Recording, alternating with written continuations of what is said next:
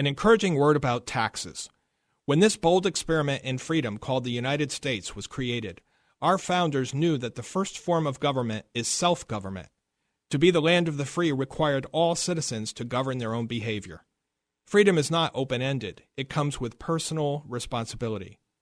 Our founders understood that to the degree that citizens do not govern their behavior internally, government must step in to govern their behavior externally. The bottom line is that there is a cause and effect relationship between our collective personal behavior and the taxes we pay. For example, what would happen to our taxes if millions of citizens behaved themselves better? To start, we could significantly downsize our police forces, court systems, prisons, welfare programs, and healthcare systems. Please understand, I'm not implying that any of us can live perfect lives. Far from it. By our nature, we are fallible. We mess up.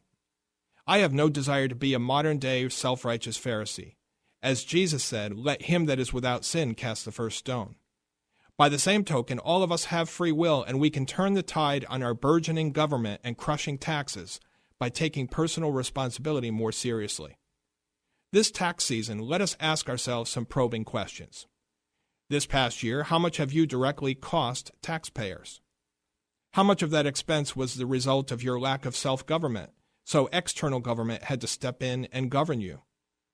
Did you deliberately milk the system to your personal advantage?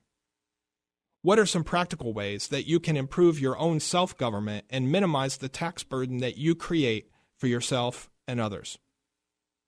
From my perspective, the best form of self-government comes from believing that each of us is accountable to our Creator, and there are temporal and eternal consequences to the choices we make. That's what our forefathers believed, and we would be wise to remember that too.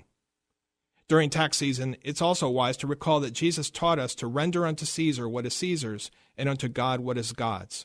As citizens of the USA, we have a duty to pay taxes to support our governments. As citizens of heaven, we also have a duty to pay tithes and offerings to support the work of the ministry.